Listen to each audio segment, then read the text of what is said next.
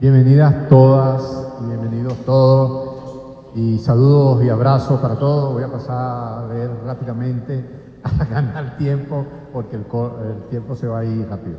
Entonces, muy brevemente, yo tuve la oportunidad de estar un año haciendo una investigación sobre PAE, pero en el Congreso de los Estados Unidos, y ahí uno aprovecha la Biblioteca del Congreso de Estados Unidos, uno aprovecha.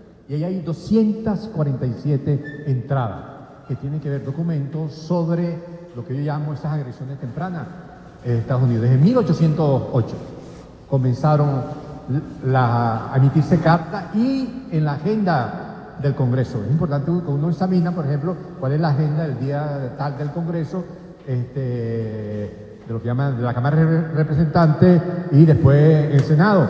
Y Venezuela aparece en 247 veces entre 1808 y 1900, que fue el periodo que estuve trabajando. Entonces dice, bueno, en ese periodo, ¿qué pasaba que le preocupaba? Así como en la memoria de Quincy Adams, dice, bueno, eso fue un error enviar a Irving a Venezuela porque no sabíamos realmente, nos habían mentido, dice él, sobre quién era Bolívar. Y en su memoria dice, me mandé a un gatico a dialogar, negociar con un monstruo. No son palabras de Quincy. Pero James Monroe también dice lo mismo. Fue un error nombrar a Quincy Adams como secretario porque me metió en un problema con Venezuela, enviando a un agente que era un periodista y un comerciante, un vendedor de tabaco. Así lo pone Monroe. Pero eso da cuenta de que con relación al manejo de la información que les llega, los lobbies no son de hoy. Son intereses que se conectan para drenar las decisiones a corporaciones. Pero eso es antiguo. Eso es que eran las 13 colonias, pues. Y después se fueron haciendo. Entonces, ese es como el contexto importante así para que vean que las agresiones no es un invento de ahorita, sino es una secuencia en el tiempo, pero que hemos tenido gobiernos, más y menos. Bueno, y el caso más patético es el Acuerdo de Ginebra, donde Estados Unidos, pero también lo hizo cuando invaden Inglaterra, Alemania, Italia y México, bloquean los puertos en 1902. ¿Me explico? O sea, Estados Unidos fue el mediador por Venezuela. Se eliminan las concesiones y de los 11 puntos que tiene ese acuerdo, uno es sobre el pago de la deuda, pero los otros 10 son sobre el petróleo y después las 7 hermanas. Entonces, bueno, para un poco ver que es una política que no tiene necesariamente que ver con lo que se ha llamado como doctrina Monroe, porque esos son 3 párrafos en un discurso de Monroe en el 2 de diciembre del año 23 en el Congreso. Y ahí menciona lo de América, bueno, porque se está armando Inglaterra, se está armando Alemania, se está armando Francia, está decayendo ya, agonizando, pero también sigue siendo la primera España, pero sigue siendo la primera flota naval como potencia y con la Santa Alianza están planteando la reconquista. O sea que eso no se terminó realmente sino hasta a partir más o menos de 1843. Pero Inglaterra no se dio nunca, porque mandó después al Lord Shenburne para que hiciera la línea por aquí. Pero bueno, es otro. Entonces, el presente escrito tiene como objeto de análisis, bajo el ámbito categorial de la larga duración brodeliana, el intercambio epistolar y las interacciones diplomáticas y político-jurídicos entre Simón Bolívar y el agente de Estados Unidos, John Batista Irving, designado por el Senado de los Estados, por el secretario de Estado, Quincy Adams, para imponer un reclamo ante las autoridades navales venezolanas sobre la confiscación de 2 buques mercantes, goletas, se llama El Tigre y Libertad, retenido el 29 de junio de 1818 por el corso venezolano capitán de navío Antonio Díaz, cuando trataron de burlar el bloqueo a los puertos venezolanos impuesto el año anterior por Simón Bolívar.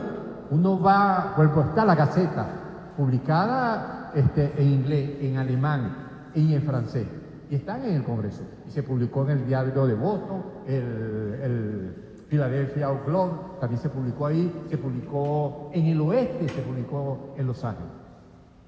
En 39 diarios se publicó. O sea que en una de las cartas, en la tercera carta, Irving dice que eso no existió, el bloqueo, porque no había conocimiento. Pero todos esos diarios ya, y el Congreso se envió una comunicación al Congreso anunciándole el bloqueo. Eso está en los archivos. Y tengo copias si alguien quiere ver la copia. El evento ocurre en Angostura del Orinoco, cuyo puerto hasta mediados del siglo XVII estuvo bajo control español. Contrario a lo que creían las autoridades venezolanas, no era un enviado para el reconocimiento de la independencia de la República de Venezuela, sino para gestionar la devolución de 2 embarcaciones y pagar por la confiscación, por la retención y a las tripulantes y pagar por las mercancías. Bolívar se niega, están en las 11 cartas, pero acuérdense que Santander termina pagando. O sea que esa relación entre, aunque Bolívar, ahí tengo, bueno, esto es un epistolario extraordinario. Es bueno que lo lean, es una compilación que hace Rafael Ramón Castellano, en su época la publicó, pero da cuenta de cómo estaba Bolívar, que es un poco lo interesante. Yo no conocía esa carta, y uno dice, coño, yo me he leído todo de Bolívar, es mentira. Esto yo no lo conocía, no lo conocía. Entonces, porque, fíjate bien, en enero del año 24, Bolívar le dice a Santander, yo lo que quiero es pasar por Caracas, por Bogotá, que me dé mi pasaporte e irme de aquí. Y está enfermo.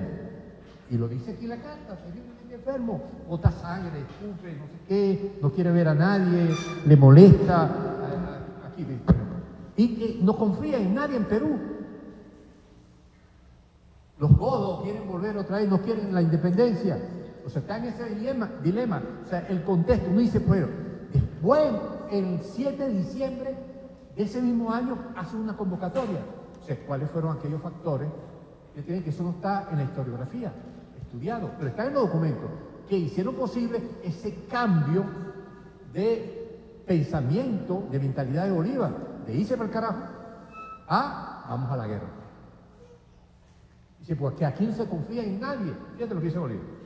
Los venezolanos son unos santos en comparación de esos malvados. Los quiteños y los peruanos son la misma cosa, viciosos hasta la infamia y bajo hasta el extremo. Los blancos tienen el carácter de los indios y los indios son todos truchimanes. Tramposo, pues, un poco la lectura de hoy. Truchimanes, todos ladrones, todos embusteros, todos falsos, sin ningún principio de moral que los guíe. Los guayaquileños son 1000 veces mejores. O sea que nosotros éramos terribles, y violentos como pueblo venezolano. Y aún así dice, nosotros somos unos angelitos de la caridad. Por todo eso, yo miré a Bogotá, luego que pueda restablecerme de mis males, que en esta ocasión han sido muy graves, pues resulta de una larga y prolongada marcha que he hecho de la Sierra del Perú. He llegado hasta aquí y he caído gravemente enfermo. Lo peor es que el mal se ha entablado y los síntomas no indican su fin. Es una complicación de irritación interna y de reumatismo, de calentura y un poco de mal de orina, de vómito y dolor. Todo esto hace un conjunto que me ha tenido desesperado y me aflige todavía mucho más.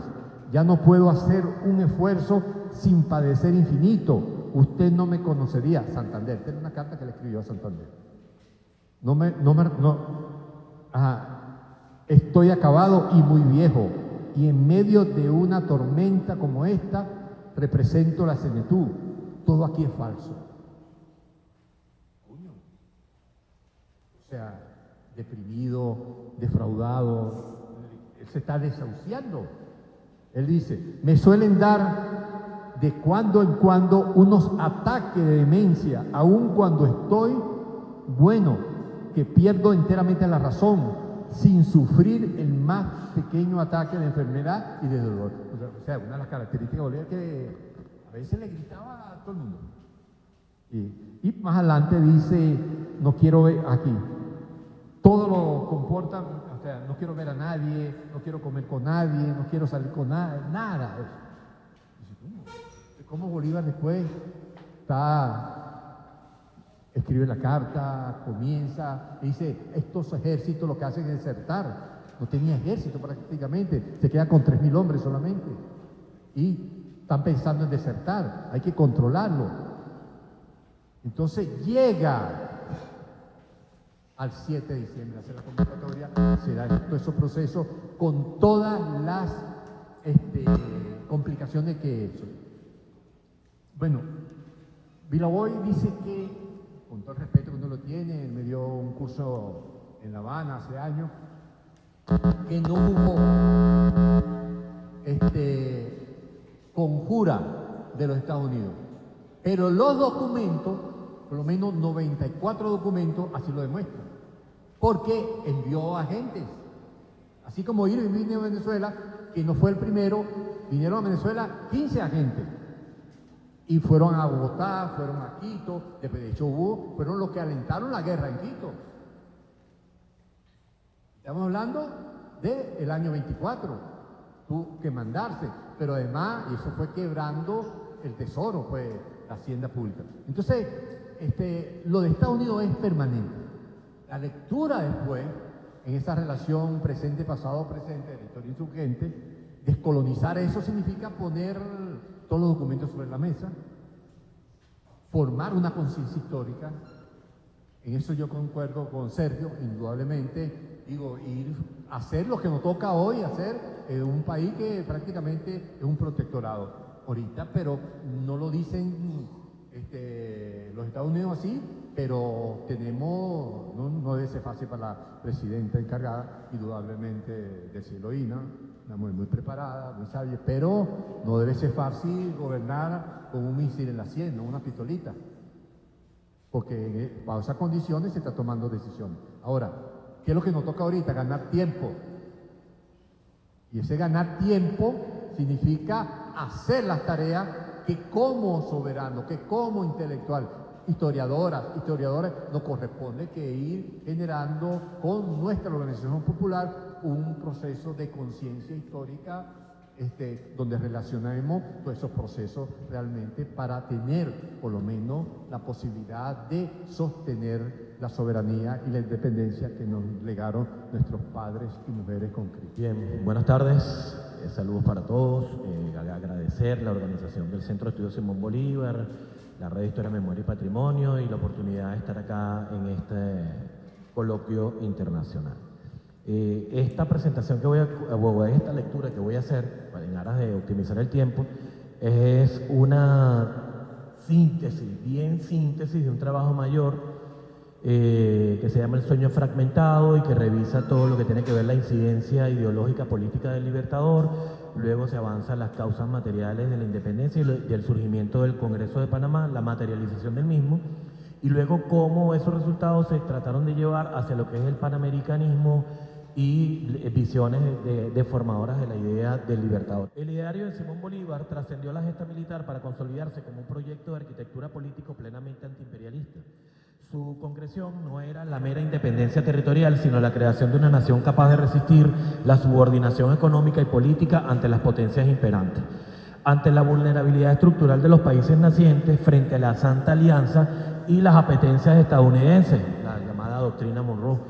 Bolívar comprendió con lucidez que la emancipación puramente formal sería efímera si no se consolidaba una unión de naciones capaz de contrarrestar las relaciones de dominación de semejante amenaza. Ya en la Carta de Jamaica prefiguró que el Istmo de Panamá fuese para nosotros lo que el de Corinto para los griegos. Dicha visión geopolítica maduró en un frente jurídico estructurado para ser consejo en los grandes conflictos, punto de contacto en los peligros comunes y fiel intérprete de los tratados públicos y árbitro de nuestras diferencias. Con el Congreso Cristiónico de Panamá de 1826 intentó la institucionalización de la fuerza revolucionaria frente a las asimetrías globales.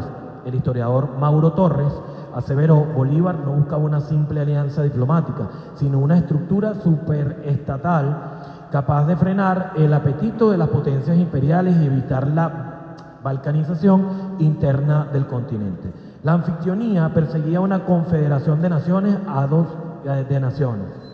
A 2 siglos, el idealismo bolivariano sigue vigente. La dependencia estructural y la fragmentación geopolítica persisten hoy como los principales obstáculos para el desarrollo soberano de América Latina. Incidencia inmediata, el choque entre realismo y utopía.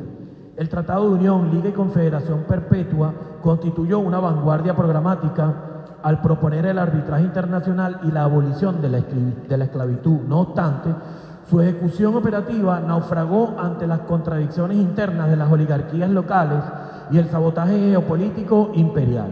Temerosas de la consolidación de un bloque soberano que amenazase sus intereses económicos, solo Colombia ratificó los acuerdos, mientras las oligarquías locales cedieron a la fragmentación legislativa. La potencia en ascenso saboteó la unión. Washington temía que Hispanoamérica unida desafiara su hegemonía comercial y aboliera la esclavitud, pilar de su acumulación capitalista. Ante esa realidad, Bolívar sentenció: el Congreso de Panamá no es otra cosa que aquel loco griego que pretendía dirigir desde una roca los navíos que navegaban. Su poder será una sombra y sus decretos consejos, nada más. En carta dirigida a José Antonio Páez el 4 de agosto de 1826.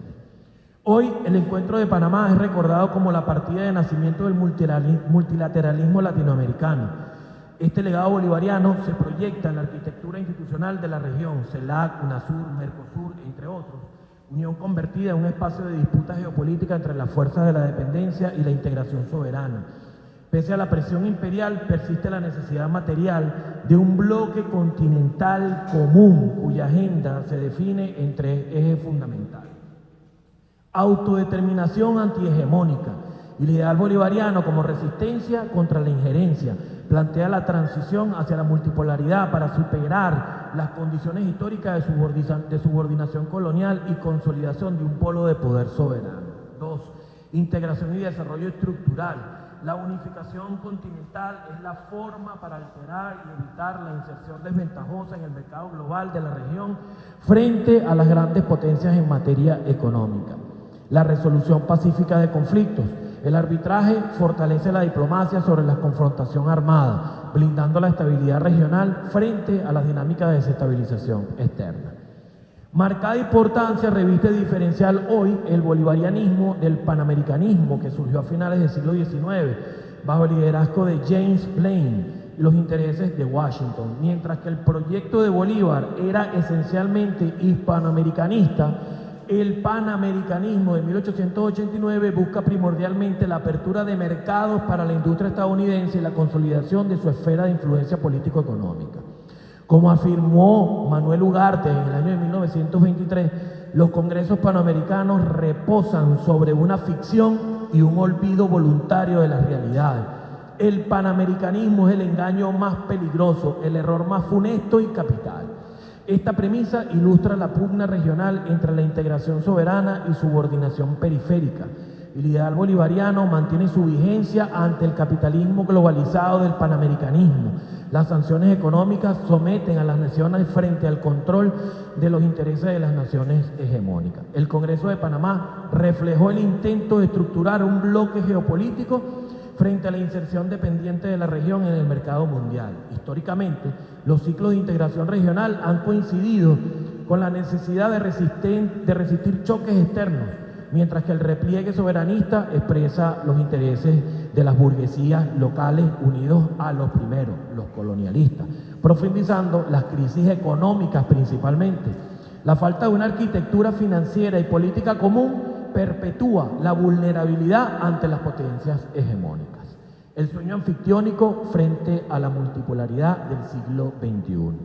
El Congreso de Panamá de 1826 inició la dialéctica entre integración y fragmentación periférica en las Américas. Bolívar entendió que la soberanía requería un bloque económico unificado frente a las potencias. Hoy, en 2026, la fragmentación regional sitúa a Venezuela particularmente en el epicentro de una disputa interimperialista por recursos estratégicos y cadenas de valor. A diferencia de la autonomía anfictiónica de 1826, la América Latina actual opera atomizada, sin un bloque unificado. La región deviene en un tablero de acumulación del mercado global. El equilibrio del poder en 2026 está definido por la consolidación de alianzas intercontinentales y tensiones geopolíticas generadas por las grandes potencias, que impactan directamente a la región americana y la redefine en un nuevo mapa global, donde podemos observar que China se consolida su posición como un principal socio comercial e inversor en infraestructura en América del Sur, mediante la iniciativa de la Franja y la Ruta, y expande la exportación de capitales y tecnología, compitiendo con la hegemonía histórica de Washington.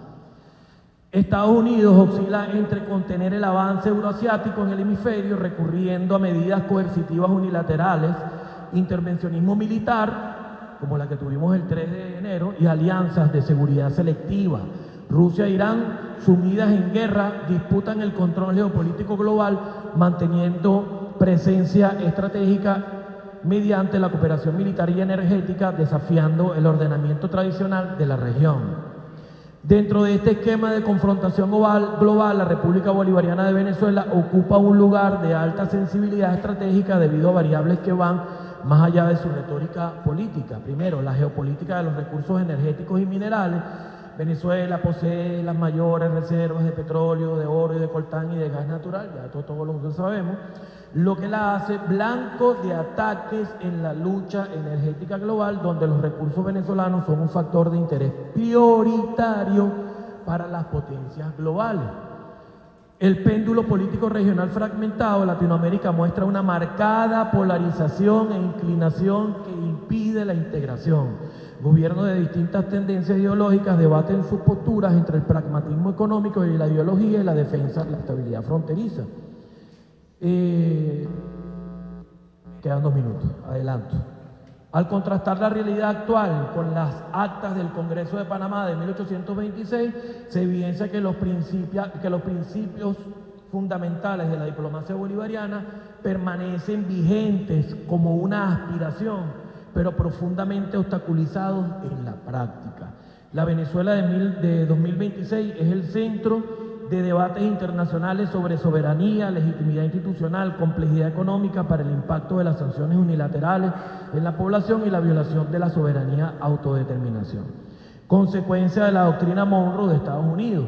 Los organismos contemporáneos como la CELAC, el Mercosur o la OEA, que debieran actuar en defensa de las naciones, realmente operan de forma fragmentada como agentes del imperialismo, careciendo del poder vinculante y de la Corte de Arbitraje Común que el Libertador propuso para resolver pacíficamente las disputas entre las naciones hermanas.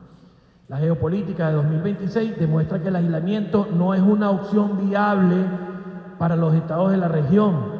Para Venezuela, la superación de sus desafíos internos y externos depende de su capacidad para navegar un entorno internacional donde las alianzas son fluidas y los intereses energéticos dictan la pauta diplomática. El espíritu del Congreso Anfictiónico de Panamá recuerda la necesidad imperiosa de una voz latinoamericana cohesionada. Sin embargo, las divisiones ideológicas actuales sugieren que la consolidación de ese bloque de naciones sigue siendo una tarea pendiente en la agenda del siglo XXI.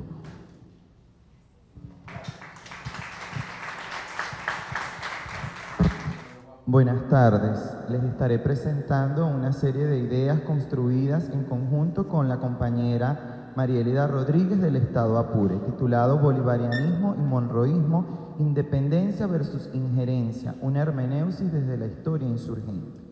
Estas ideas abordan la tensión geopolítica e ideológica entre el bolivarianismo y el monroísmo como una confrontación histórica fundamental por el destino continental de la América meridional, concebidos en el primer tercio del siglo XIX bajo proyectos de mundos diametralmente opuestos. La siguiente, por favor. El bolivarianismo emerge como una propuesta emancipatoria, unionista y soberana de los pueblos del sur, orientada a edificar un equilibrio ecuménico frente a los imperios globales. En contraposición, la doctrina Monroe se instituye tempranamente como el andamiaje ideológico de la hegemonía estadounidense con la consigna de América para los americanos, en una política de tutela territorial con exclusividad económica y control estratégico. Vale decir que esta dicotomía fundacional delimita la frontera histórica entre la vocación independentista nuestroamericana y las tempranas lógicas de subordinación hemisférica. A través de los diferentes estudios de la historia insurgente, estas ideas despliegan una hermenéutica crítica que desmitifica los relatos historiográficos tradicionales y visibiliza la dialéctica de independencia versus injerencia. De allí que, lejos de entender estos conceptos como categorías estáticas del pasado, este enfoque permite desentrañarlos como praxis revolucionaria de Simón Bolívar y el expansionismo de Washington, configurando estructuras de larga duración que aún impactan en las disputas geopolíticas contemporáneas.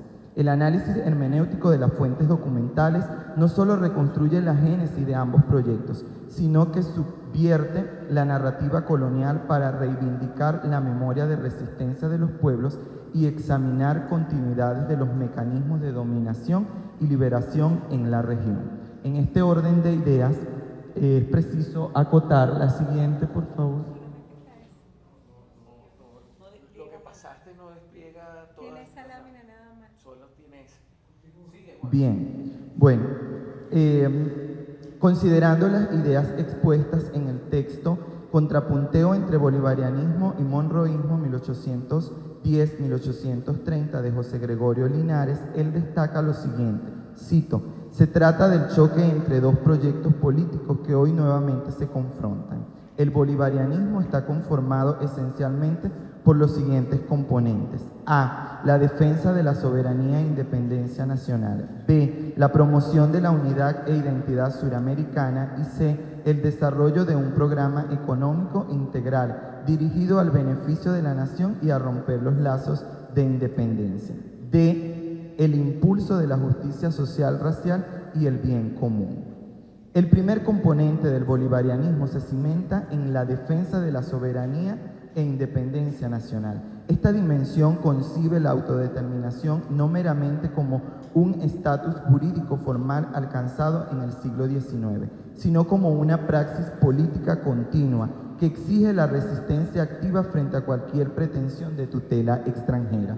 Desde la perspectiva de la historia insurgente, la soberanía reside de forma intransferible en el pueblo, quien se convierte en el sujeto histórico fundamental encargado de salvaguardar el territorio, las instituciones y los recursos estratégicos, por lo cual el pensamiento bolivariano dictamina que una nación no puede considerarse verdaderamente libre si sus decisiones políticas internas están subordinadas a los dictámenes o sanciones de potencias hegemónicas.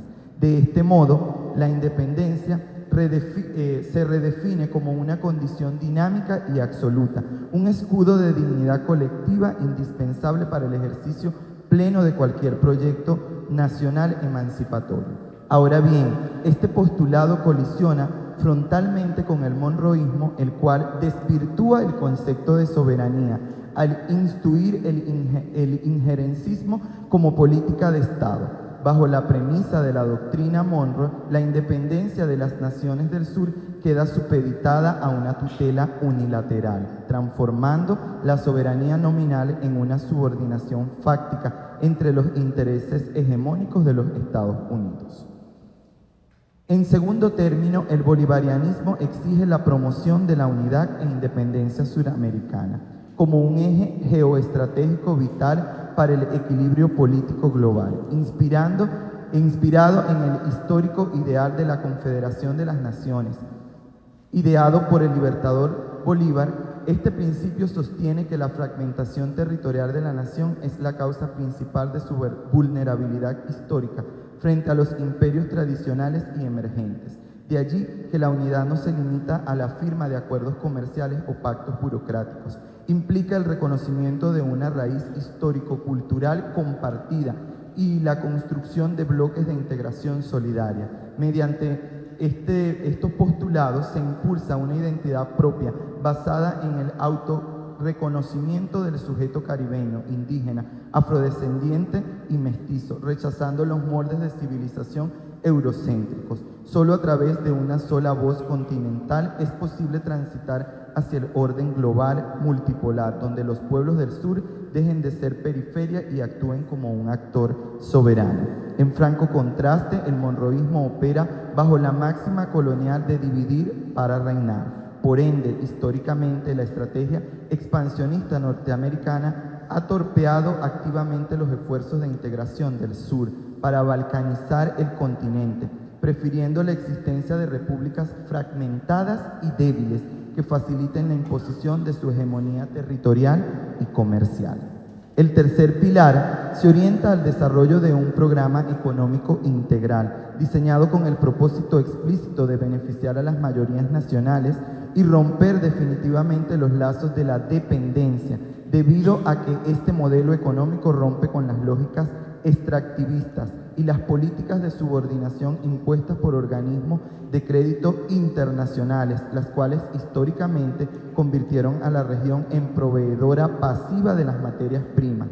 El programa integral bolivariano prioriza la recuperación y el control estatal absoluto sobre las industrias estratégicas y los recursos naturales de la nación, reorientando los excedentes financieros hacia la inversión social, por lo cual, mediante el impulso de la soberanía alimentaria, la diversificación productiva y el desarrollo científico propio, se busca erosionar la subordinación económica que encadena los mercados locales a los centros financieros globales.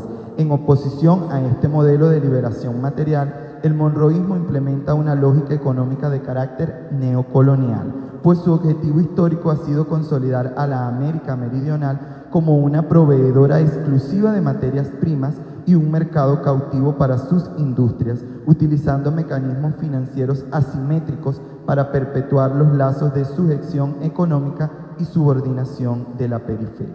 Finalmente, el bolivarianismo se realiza plenamente en el impulso del cuarto elemento que quiero destacar, que es la justicia social, racial y el bien común, donde hay que significar que este tópico deconstruye la falsa igualdad republicana de las élites coloniales que tras la emancipación de España mantuvieron intactas las estructuras de exclusión basadas en las castas y la explotación de clases. La justicia social bolivariana exige el desmontaje inmediato del racismo estructural y la marginación histórica de las poblaciones originarias y afrodescendientes, reivindicando sus luchas ancestrales en el núcleo de la idea de la identidad patria. De acuerdo con la máxima del Libertador, el sistema de gobierno más perfecto es aquel que provee la mayor suma de felicidad y estabilidad posible para sus pueblos. Por consiguiente, el bien común se establece como la prioridad ética del Estado, el cual debe garantizar de manera universal el acceso a la educación, la salud, el trabajo digno y la cultura, devolviendo el protagonismo de la historia a los sectores oprimidos.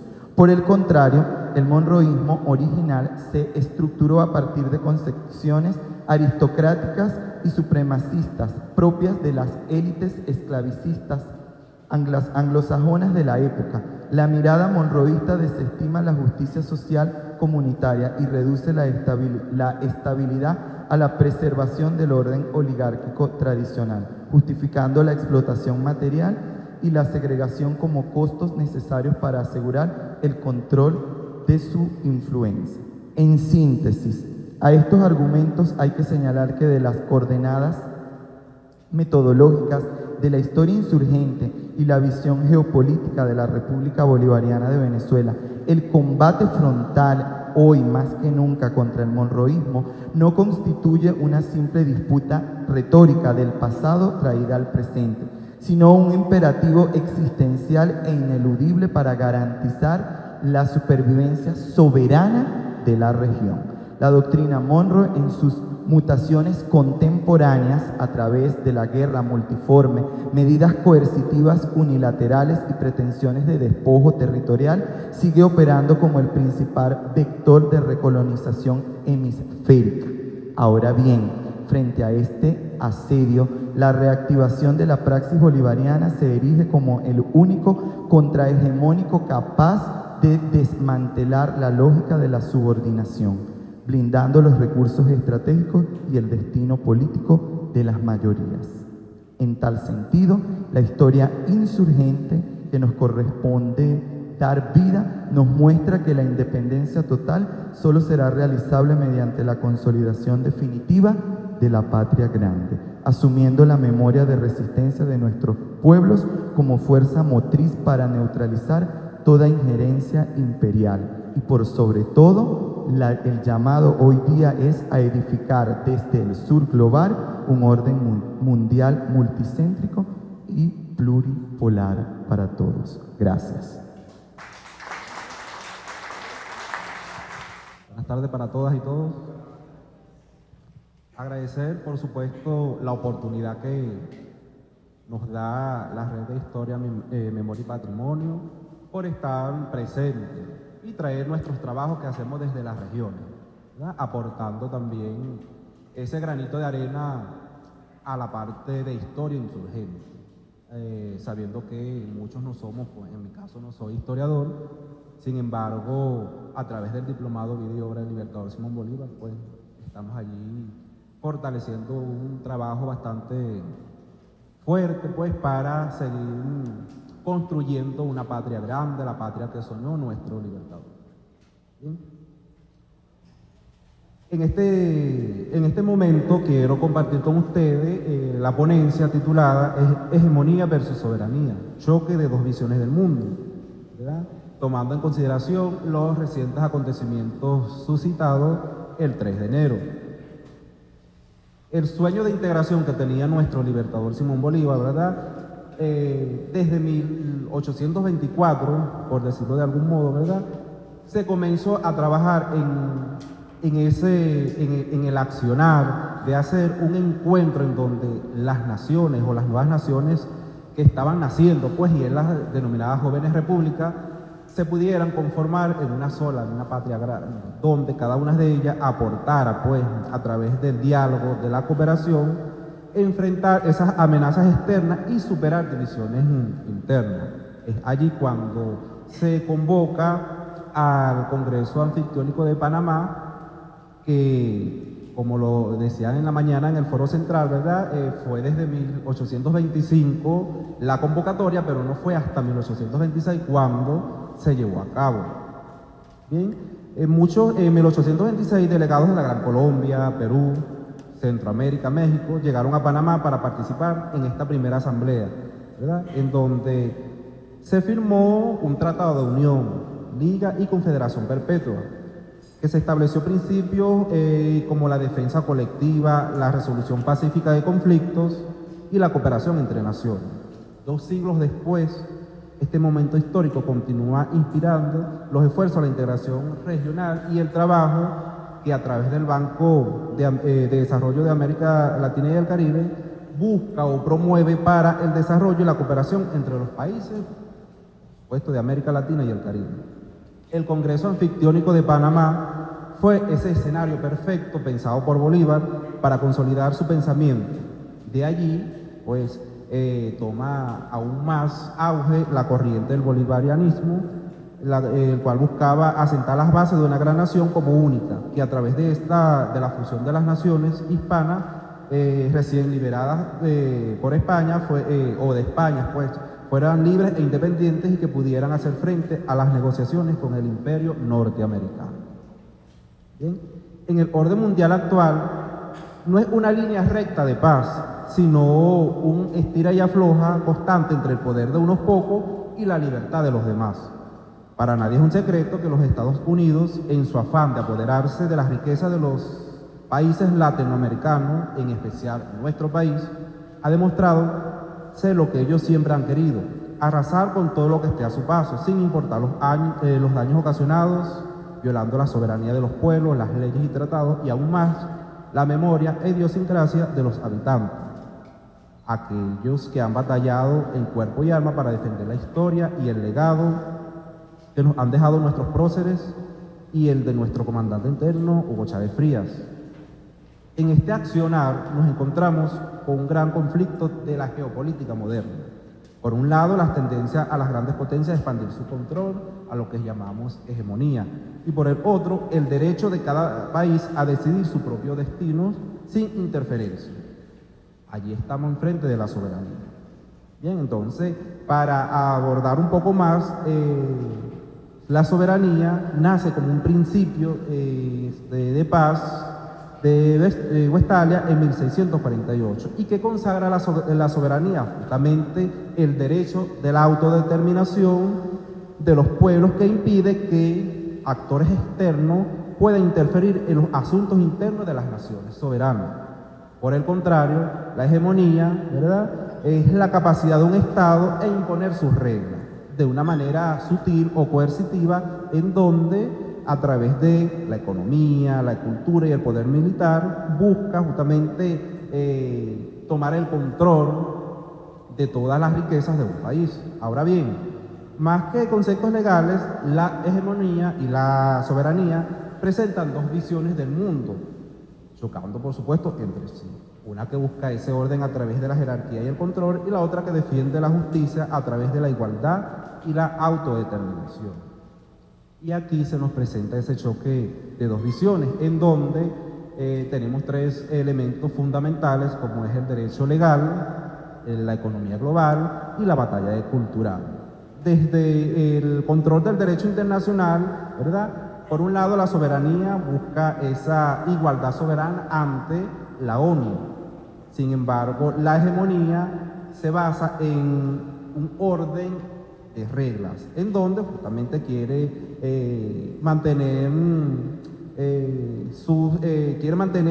las reglas interviniendo en otros países bajo argumentos de seguridad o derechos humanos.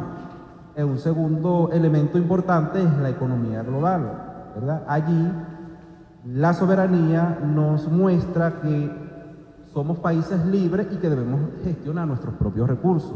La hegemonía, en cambio, a través de engaños, ¿verdad?, como el sistema de pago, por supuesto que nosotros lo estamos viviendo, el dólar que nos lleva bastante apurado, ¿sí? Y por supuesto que la batalla cultural e ideológica.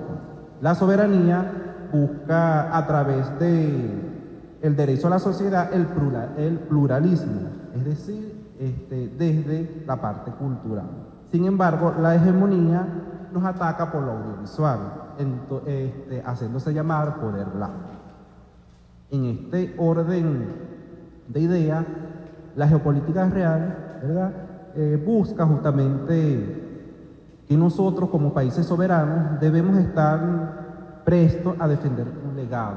Para eso somos insurgentes. Y es allí donde la soberanía debe imponerse, defender más de 200 años de historia, tal como lo establece la Constitución de la República Bolivariana de Venezuela en su artículo 5, que reza lo siguiente: la soberanía reside intransferiblemente en el pueblo, quien la ejerce directamente en la forma prevista en esta Constitución y en la ley, e indirectamente mediante el sufragio por los órganos que ejercen el poder público.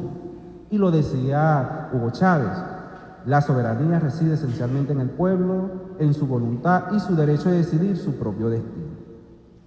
En los tiempos que nos toca vivir, hay una razón especial para estar preocupados. Nuestro país sufrió una alteración profunda en su sistema político. De una autocracia incompatible en el siglo XX pasó a un sistema totalitario del dominio de masas, a través de dirigentes dominados por el fanatismo y el odio de clases. Ante este conflicto permanente de dos ideologías de mentalidades diferentes, la unidad del género humano se posterga. La interdependencia se retarda y es muy difícil que se bata en reiteradas ocasiones el egoísmo entre naciones. En síntesis, se puede afirmar que en el siglo XXI el orden internacional vive una transición. Mientras potencias tradicionales intentan mantener su hegemonía, un bloque de países emergentes reclama un regreso a la soberanía estricta y a la multipolaridad. Si nos vamos hacia una ruta de la soberanía, tenemos tres factores importantes, que es la construcción multipolar. Y allí se basa en fomentar una transición internacional donde las potencias emergentes equilibren el antiguo orden unipolar hegemónico, la resistencia de la memoria, defender la idiosincrasia y el legado histórico de los próceres de la independencia frente a la agresión imperial moderna. Y por último, el poder popular organizado. Consolidar la participación activa y protagónica consagrada en la Constitución para definir la forma autónoma en el destino del país. Y lo decía Simón Bolívar, todo poder legítimo emana del pueblo y se ejerce en su nombre, por lo que debemos seguir defendiendo nuestra soberanía desde los diferentes espacios, desde la historia insurgente, que cada día cobra mayor fuerza desde cada rincón de nuestro querido país. Culmino con una frase de Andrés Bello que dice así: solo la unidad del pueblo y la solidaridad de sus dirigentes garantizan la grandeza de las naciones. Muchas gracias.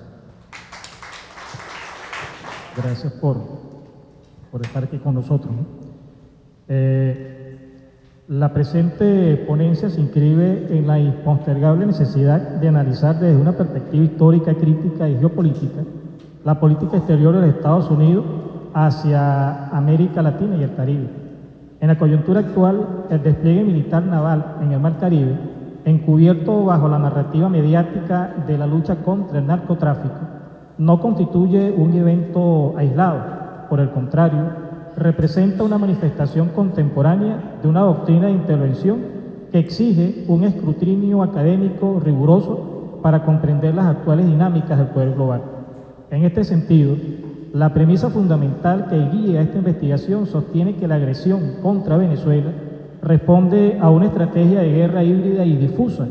Esta estrategia, amparada en lógicas imperiales, históricas y exacerbadas por la crisis sistémica de la acumulación del capitalismo, busca asegurar el control geoestratégico de los vastos recursos energéticos venezolanos. Asimismo, persigue forzar un cambio de régimen configurando una transgresión flagrante del derecho normativo internacional.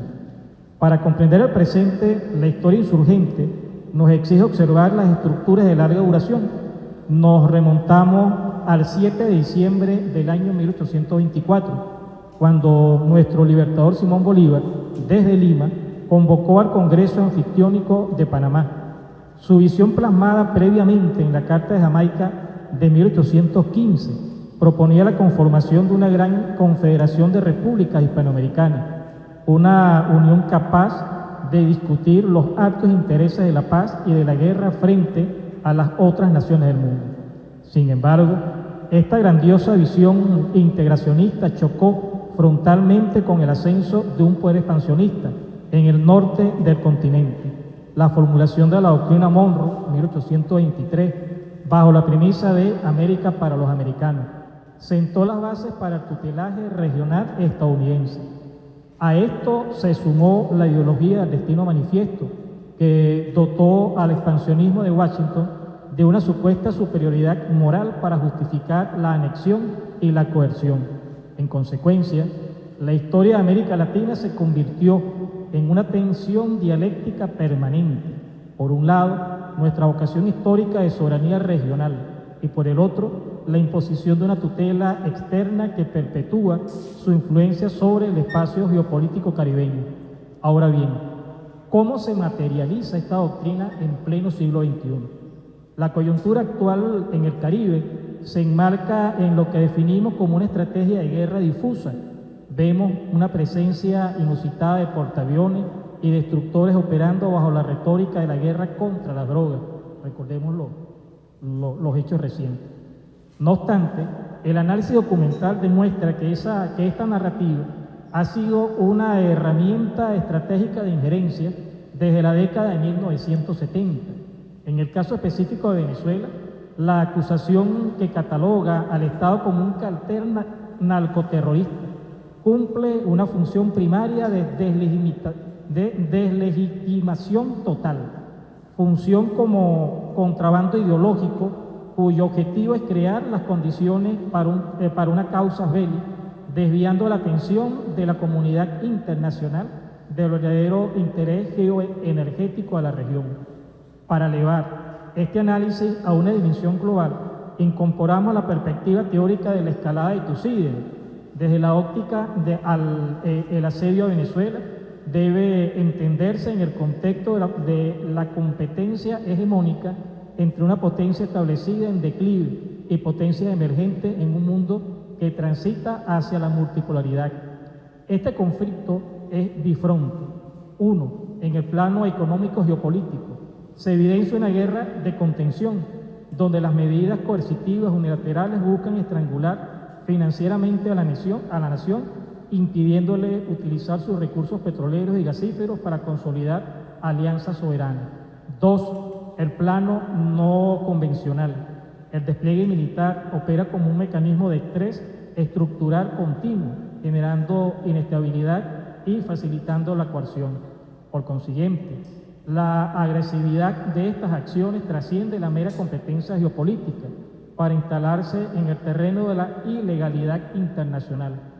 Las amenazas militares y las sanciones unilaterales vulneran de manera directa los principios rectores de la Carta de Organización de Naciones Unidas, específicamente la igualdad soberana y la no injerencia en los asuntos internos. Más grave aún para nuestra región, el despliegue de buques de guerra y presumiblemente de activos con capacidad nuclear constituye una transgresión alarmante del Tratado de Tlatelolco, 1967. Este instrumento consagra a América Latina y el Caribe como una zona libre de armas nucleares. Desafiar este tratado es intensificar la militarización de un territorio que nuestros organismos de integración han declarado formalmente como una zona de paz. A manera de conclusión, la agresión contra Venezuela es la convergencia de la lógica imperial histórica con las tácticas híbridas del siglo XXI. Frente a este reordenamiento global, el estudio de la historia no puede ser un simple ejercicio de memoria contemplativa. La labor del historiador e investigador debe ser una herramienta insurgente y epistemológica. Estamos llamados a desvelar la continuidad de estas doctrinas imperiales, a desmontar el contrabando ideológico de los medios hegemónicos y a fusionar con rigor documental el derecho inalienable a la autodeterminación de nuestros pueblos. La fuerza a la coacción solo puede ser contrarrestada con la fuerza de la verdad histórica y legalidad internacional. La historia en este momento se convierte para nosotros en la herramienta de lucha para contrarrestar todas las apetencias del águila imperial que se ciñe contra Venezuela y contra el Caribe. Muchas gracias. Bueno, buenas tardes a todos y a todas. Agradecer la presencia de este distinguido público. La ponencia que vamos a presentar, titulada El bolivarianismo, una corriente histórica de resistencia y esperanza frente al expansionismo supremacista del monroísmo. En esta vamos a presentar algunas reflexiones para comprender el bolivarianismo como corriente histórica de resistencia, esperanza y unidad, en disputa con el monroísmo, corriente de dominación basada en la superioridad racial y económica. El Congreso Anfictiónico no es un acontecimiento fallido e inconcluso acaecido en el pasado. Es, a 200 años, un proyecto geoestratégico de unidad ofensiva para consolidar la independencia, soberanía y paz de nuestra América frente a la rapacidad de potencias imperialistas. Es una dialéctica viva en disputa de orden continental, radicalmente opuesta al expansionismo supremacista y depredador de las élites estadounidenses. Para acercarnos a la comprensión de la génesis contradictoria entre el bolivarianismo y el monroísmo, esbozaremos algunos elementos constitutivos del núcleo ético, político, ontológico de ambas formulaciones doctrinarias. Por una parte, la doctrina expansionista de los Estados Unidos está cimentada en base a una ideología de raíz teológica, de los designios divinos y la predestinación providencial que consagra el orden social de un pueblo escogido, cuya filosofía llegó al continente nuestro americano con los colonos europeos producto del expansionismo europeo. En estos designios providenciales sustentan las élites estadounidenses la ideología de su nación. Así se evidencia en los discursos inaugurales de dos de sus primeros presidentes, George Washington y John Adams. La idea de una predestinada providencia contiene un racismo estructural y se constituye en el núcleo ontológico que sustenta el destino manifiesto. Un pueblo superior elegido para imponer, expandirse y ocupar los territorios de los pueblos que consideran inferiores, justificando así su invasión, ocupación, despojo y tutela. Los cambios geopolíticos de las primeras décadas del siglo XIX, con la independencia y el surgimiento de naciones independientes, les impone definir una política para todo el continente americano. John Quincy Adams trabaja durante el año 1823 en esa doctrina. Así lo deja expresado en su diario personal de los días 21 y 25 de noviembre de ese año y que hace pública el presidente James Monroe el 2 de diciembre de 1823. Ahora veamos el núcleo ético-político ontológico de la doctrina bolivariana. Proyecto anticolonial para crear repúblicas que se va delineando al fragor de la lucha por la independencia y lo podemos visualizar y comprender a partir del estudio de algunos documentos fundamentales del Libertador, donde vislumbra una noción geoestratégica de unidad político-territorial suramericana, la cual será conceptualizada a mayor profundidad en la Carta de Jamaica, donde plantea la unión de naciones y proyecta la anfitrionía del Congreso de Panamá. En la medida que se consolidan las victorias militares, Bolívar despliega para la nueva república una estrategia de suscripción de tratados de unión, liga y confederaciones de los distintos territorios liberados. A decir de Bolívar, imperioso, para formar de este mundo una nación de repúblicas, concebidas para la defensa de la causa común y hacer retroceder a los enemigos guerreristas. Bolívar conoce las intenciones supremacistas de las élites estadounidenses y así lo expresó en 1818 en los argumentos esgrimidos para protestar la actuación del agente norteamericano Irving. Aquí, en ese momento, el Libertador desnuda la falsa neutralidad del gobierno norteamericano.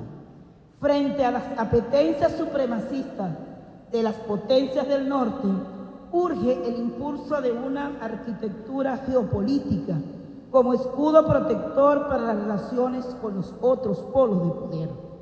El 7 de diciembre de 1824, desde Lima, invita a formar el Congreso de Panamá. No estaba planteada la participación de los estadounidenses.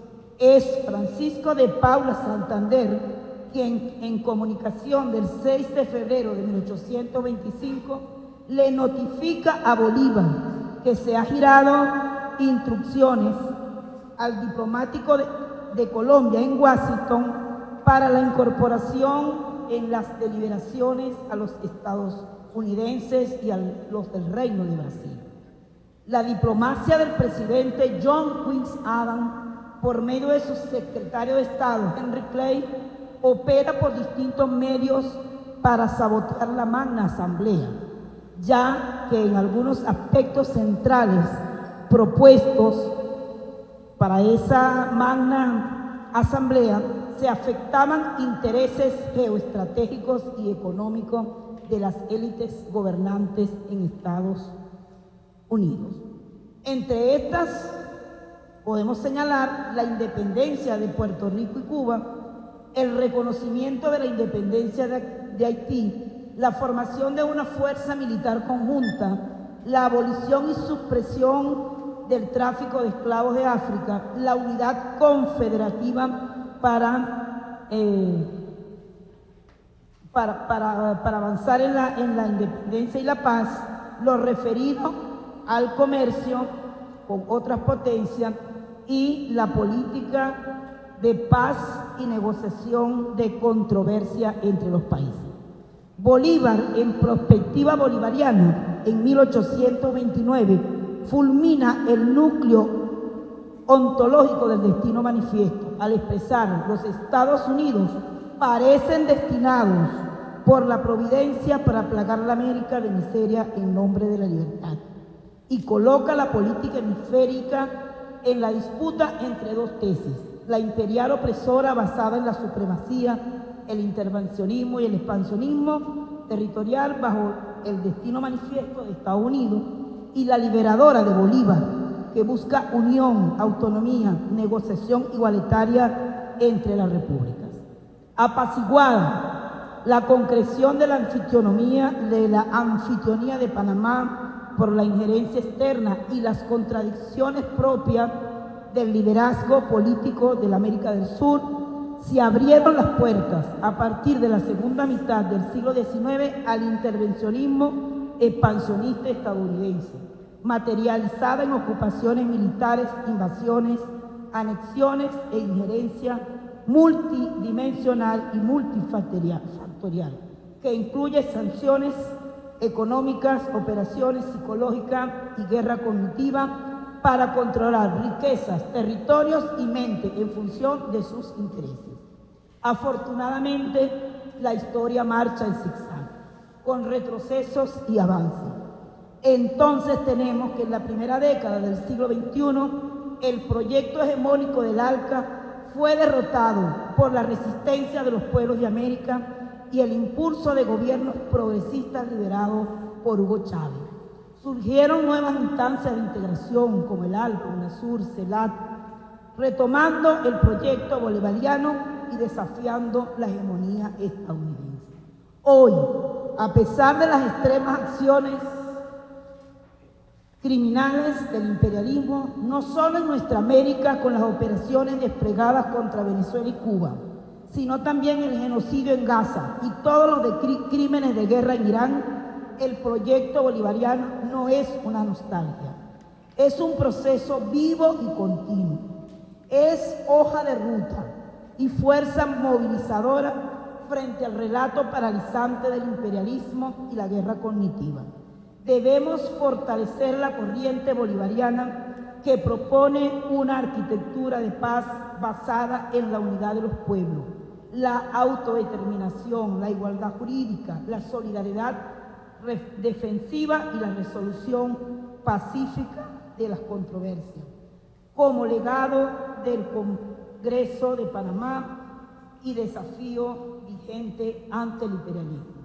Aún hoy, a 200 años, estamos deliberando sobre el Congreso de Panamá en situaciones difíciles, complejas y contradictorias, pero en esa gran máxima: la historia no marcha en línea recta, marcha en zigzag y venceremos. Gracias.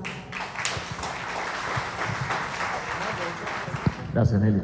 Esto que les voy a presentar es un ensayo que fue seleccionado en el concurso del Centro de Estudios Simón Bolívar, recientemente publicado, sobre el tema.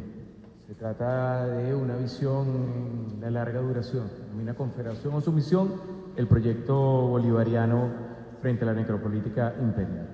La tesis central que sostenemos es que el proyecto bolivariano constituye la primera formulación sistemática de una doctrina de seguridad colectiva y desarrollo compartido en el continente, anticipándose casi 2 siglos a las iniciativas contemporáneas de integración sur-sur.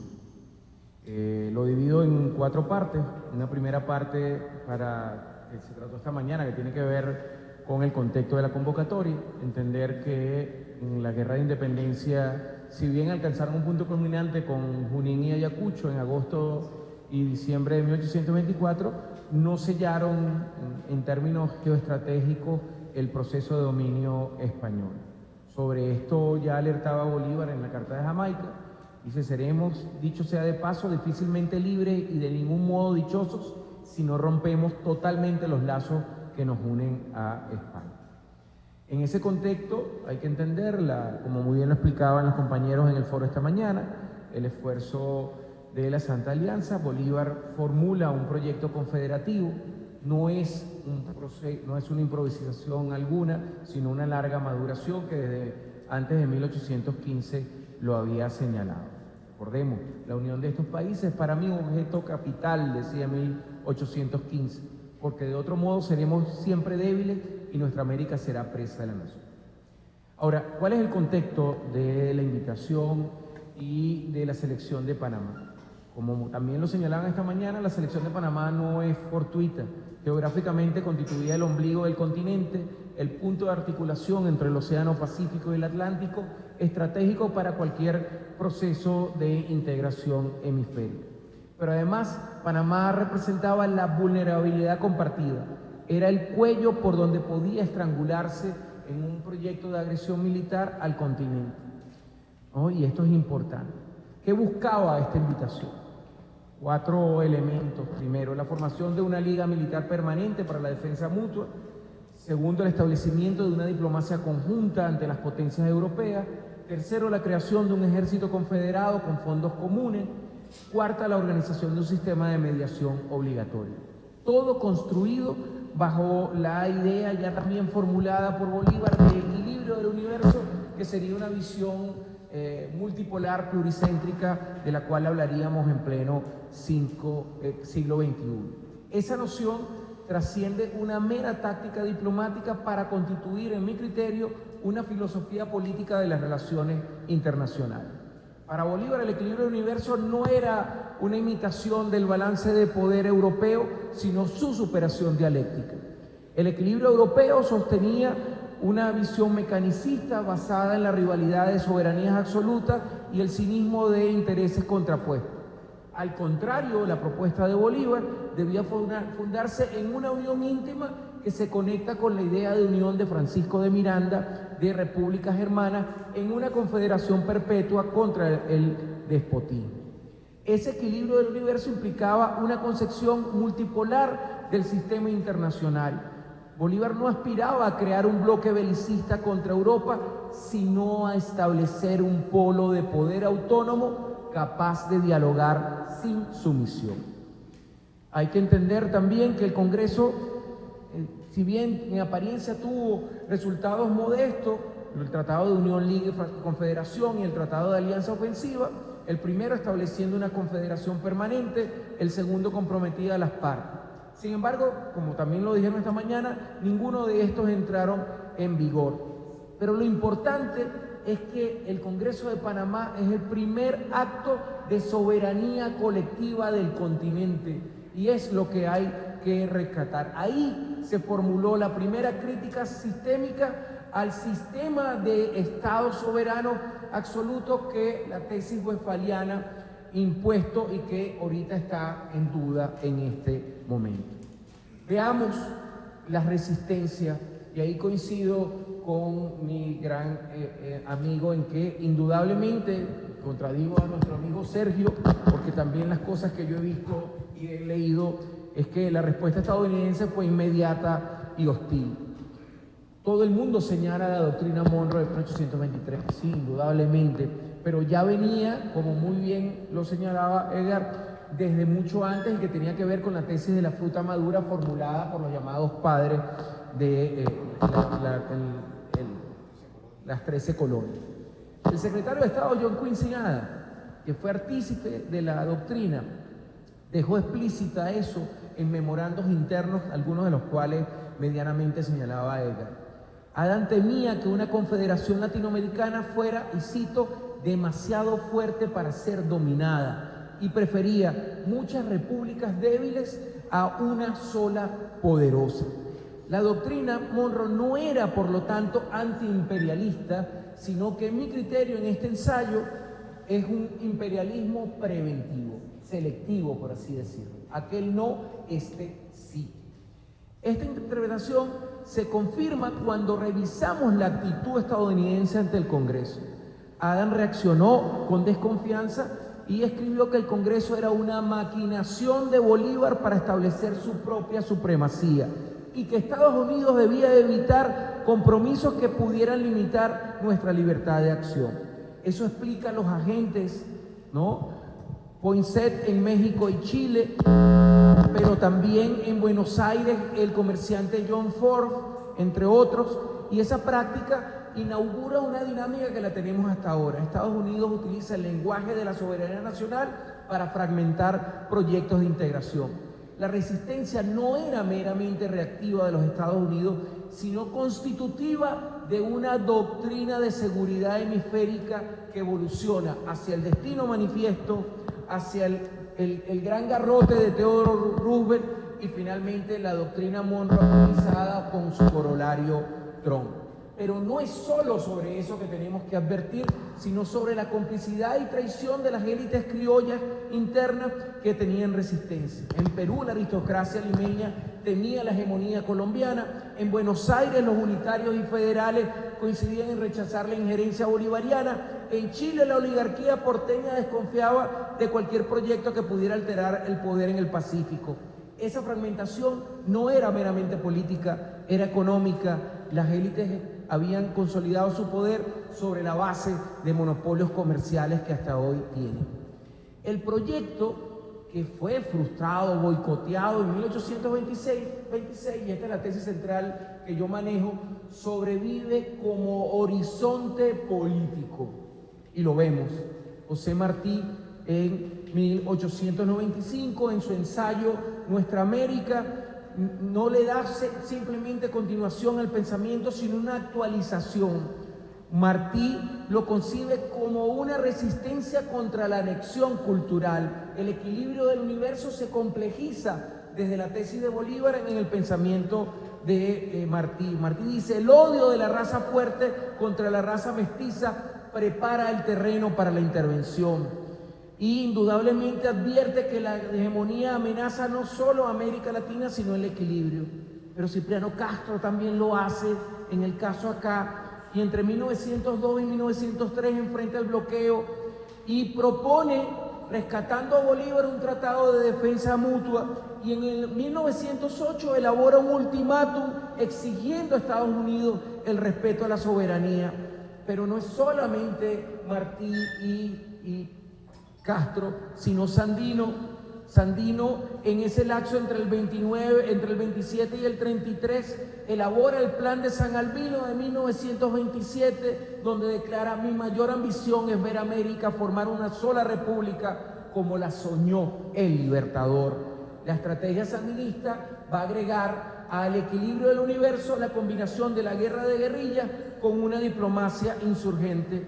Y la cosa no se queda ahí, porque hay que hablar de Jorge Eliezer Gaitán y el Frente Nacional Popular y la Segunda Independencia en Colombia, porque Gaitán desarrolla el concepto de América integral que alimenta la tesis del equilibrio del universo y señala que debe ser un instrumento para frenar la dominación yanqui. Y por supuesto, no hay que dejar de olvidar en este horizonte largo plazo a la Revolución Cubana con Fidel y el Che. No, en sus palabras de los intelectuales de 1961 lo señala, y el Che Guevara desarrolla la teoría del foco y la concepción castro-guevarista reelaboró el bolivarianismo. Chávez indudablemente lo rescata y lo actualiza y transforma nuestra realidad, y Nicolás, con su resistencia, insistió en mantener los mecanismos de integración y fortalecerlos. Todo esto se enfrenta hoy a la necropolítica, entendida como una evolución de la doctrina Monroe hacia el corolario Roosevelt de 1904, la Alianza para el Progreso del 61, la doctrina Reagan del 85 y la doctrina Trump, tal como lo vemos en su corolario, que implica unilateralismo extremo, militarización de la política migratoria, el uso de sanciones económicas, la promoción abierta de golpes de Estado y la retórica xenofóbica y supremacista. ¿Qué hacer contra el ultrafascismo, como lo denomino? ¿Qué hacer contra eso, contra la necropolítica? Una necropolítica que debe operar en 3 niveles en mi criterio. En el plano simbólico, reivindicar la dignidad de los pueblos latinoamericanos contra la deshumanización racista. La retórica bolivariana de patria grande, de mestizaje, contrapone su identidad positiva a la fragmentación identitaria. Segundo, en el plano económico, proponer una integración solidaria como alternativa al saqueo neocolonial. Tercero, en el plano político-diplomático, construir espacios de deliberación autónoma. Nosotros somos un mecanismo de resistencia indudablemente que debemos. Los mecanismos creados por el proyecto bolivariano demuestran su potencialidad indudablemente y la oportunidad para enfrentarse a esta dinámica. ¿Es posible una nueva confederación? La respuesta es cautelosa pero optimista. Yo creo que sí, una estrategia en el plano institucional para fortalecer la CELAC, en el plano económico profundizar las agendas económicas alternativas, en el plano cultural fortalecer la educación en valores de solidaridad y en el plano geopolítico mantener la multiparidad. Ese proyecto iniciado en 1826 constituye la matriz de una práctica política que ha resistido 2 siglos de frustraciones y que sigue siendo una práctica urgente. Como dijo el gran filósofo Porky Pi, esto es todo, amigo.